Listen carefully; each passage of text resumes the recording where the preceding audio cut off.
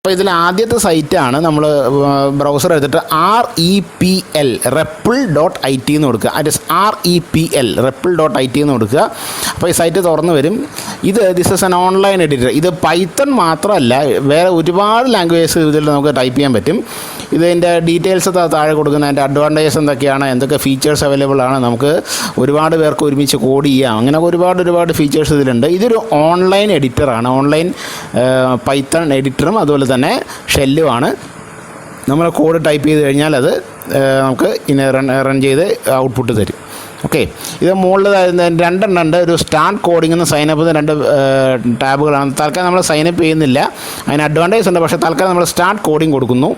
ഇപ്പോൾ ചോദ്യം വരും, പൈത്തൺ ആണോ? നിങ്ങൾക്ക് നോക്കിയാൽ C++ ഒക്കെ കിടപ്പുണ്ടാവും. നമ്മൾ പൈത്തൺ ക്ലിക്ക് ചെയ്തിട്ട് ക്രിയേറ്റ് REPL എന്നുള്ള ലിങ്ക് ക്ലിക്ക് ചെയ്യുക. അത് ക്ലിക്ക് ചെയ്യുമ്പോൾ കുറച്ച് സമയം എടുക്കും, നമ്മുടെ നെറ്റ് കണക്ഷൻ്റെ സ്പീഡ് അനുസരിച്ച്.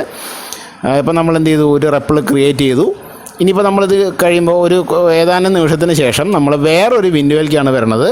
അപ്പോൾ അത് ലോഡ് ചെയ്യുന്നുള്ളൂ. ലോഡിങ് നമുക്കിവിടെ കാണാം. ഇതൊരു ഓൺലൈൻ ഇൻ്റർപ്രറ്ററാണ്, അതായത് ഇൻ്റർനെറ്റ് വഴിയാണ് നമുക്കിത് വർക്ക് ചെയ്യിക്കാൻ സാധിക്കുള്ളൂ. അതുകൊണ്ടാണ് ലോഡിങ് നമ്മൾ കാണുന്നത്. അത് നെസസറി ആയിട്ടുള്ള ഫയൽസൊക്കെ ലോഡ് ചെയ്തുകൊണ്ടിരിക്കുകയാണ്. അപ്പോൾ ലോഡിങ് ഏതാണ്ട് കഴിഞ്ഞു. ഇപ്പോൾ നമ്മൾ റൈറ്റ് സൈഡിൽ കാണുന്നത് നമ്മുടെ പൈത്തൺ ഷെല്ലാണ്, നമുക്ക് നോക്കിയാൽ മനസ്സിലാവും. അതുപോലെ നടുക്ക് കാണുന്നത് main.py എന്ന് കാണുന്നത് നമ്മുടെ എഡിറ്ററാണ്, പൈത്തൺ എഡിറ്ററാണ്. നമുക്കൊരു കാര്യം ചെയ്യാം, ഇതിൻ്റെ കളർ നമുക്കൊന്ന് ചേഞ്ച് ചെയ്യാം. നമ്മൾ സെറ്റിങ്സ് എടുത്തിട്ട് തീം ഞാൻ ലൈറ്റ് നിന്ന് ഡാർക്ക് ആക്കുകയാണ്. So it is now easy for our eyes. Okay, ഇനി നമ്മളിവിടെ ജസ്റ്റ് ആ main.pyയുടെ താഴെ ടൈപ്പ് ചെയ്ത് തുടങ്ങി. അത് നേരത്തെ കണ്ടങ്ങ് പോകും. അപ്പോൾ പ്രിൻറ്റ് നോക്കുമ്പോൾ നമുക്ക് ഇതിൽ നമുക്ക് ഒരുപാട് ഞാൻ ഒരു ബ്രാക്കറ്റ് ഒരു കോഡ്സ് മാത്രമേ ഇട്ടുള്ളൂ, ബാക്കിയൊക്കെ ചെയ്ത് ഞാൻ hello let me think okay Python, hello Python. അവസാനത്തെ കോട്ടും ബ്രാക്കറ്റും ഞാൻ ഇട്ടതല്ല, ഒരു എക്സ്ക്ലമേഷൻ മാർക്കും കൊടുത്തു. അത് തന്നെ ഓട്ടോ കംപ്ലീറ്റ് ആണ്, കാരണം അപ്പോൾ നമുക്ക് എറർ വരത്തില്ല, കോഡ് വിട്ടോ എന്നുള്ള പ്രശ്നം വരില്ല. അപ്പോൾ ഞാൻ ലാസ്റ്റ് ബ്രാക്കറ്റ് ഇതും കൊടുത്തു. ഞാൻ എന്നിട്ട് എൻ്റർ അടിച്ചിട്ട് ഞാൻ മുകളിൽ ഒരു റൺ എന്നൊരു ബട്ടൺ ഉണ്ട്, നിങ്ങൾ കാണുന്നുണ്ടാവും, ഒരു പച്ച നിറത്തിൽ ഒരു റൺ ബട്ടൺ ഉണ്ട്. നമ്മളത് റൺ ചെയ്യുമ്പോൾ എന്താ സംഭവിക്കുക നോക്കി.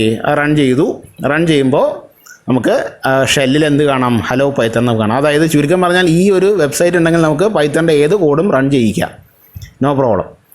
ഓക്കെ, ഇതാണ് ഒരെണ്ണം. ഓക്കെ, അടുത്തത് ഇതേപോലത്തെ വേറൊരു സൈറ്റാണ് glot.io എന്നുള്ള ഒരെണ്ണം. അപ്പോൾ നമ്മൾ നോക്കുമ്പോൾ ഇതേപോലെ തന്നെ വേറൊരു സൈറ്റാണ് glot.io. ഇത് വരും. ഇവിടെ നമ്മൾ നോക്കിക്കഴിഞ്ഞാൽ നിങ്ങൾക്ക് സ്ക്രീനിൽ തന്നെ കാണാം C++, C#, അതുപോലെ തന്നെ ജാവ, പലതും നമുക്ക് ഇതിൽ ടൈപ്പ് ചെയ്യാൻ പറ്റും. നമുക്ക് ഏറ്റവും അവസാനം പൈത്തൺ കിടപ്പുണ്ട്. നമ്മൾ പൈത്തൺ ചൂസ് ചെയ്യുമ്പോൾ വേറൊരു വിൻഡോ വരും.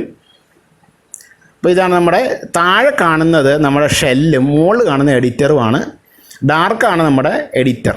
ഓക്കെ, താഴെ കാണുന്ന പൈത്തൺ ഷെല്ലിന് തുല്യമാണ്. So let us type something print. ഇത് നമ്മൾ ഔട്ട്പുട്ടിലാണ് ടൈപ്പ് ചെയ്യേണ്ടത്, വേണ്ട. ഇവിടെ ഇത് മുകളിലാണ് നമ്മൾ ടൈപ്പ് ചെയ്യേണ്ട സാധനം മുകളിലാണ്. നമ്മൾ let us say print let me say hello. Okay, ഇത് നേരത്തെ ഓട്ടോ കംപ്ലീഷനാണ്. ഒരു കോട്ടും ഒരു ബ്രാക്കറ്റും മാത്രമേ ആയിട്ടുള്ളൂ, ബാക്കി അത് കംപ്ലീറ്റ് ചെയ്തു. ഓക്കെ, ഞാനിപ്പോൾ ഹലോ ഓൾ ഒരു എക്സ്ക്ലമേഷൻ മാർക്കും കൊടുത്തു. ഞാൻ ഇനി അത് ജസ്റ്റ് റൺ ചെയ്യുമ്പോൾ താഴെ നമുക്ക് ഔട്ട്പുട്ട് കിട്ടും, ഹലോ ഓൾ. അപ്പോൾ ഈ സൈറ്റ് ഉപയോഗിച്ച് നമുക്ക് എന്ത് ചെയ്യാം, പൈത്തൺ കോഴ്സ് ടെസ്റ്റ് ചെയ്യാനും റൺ ചെയ്യാനും ഒക്കെ സാധിക്കും. ഓക്കെ.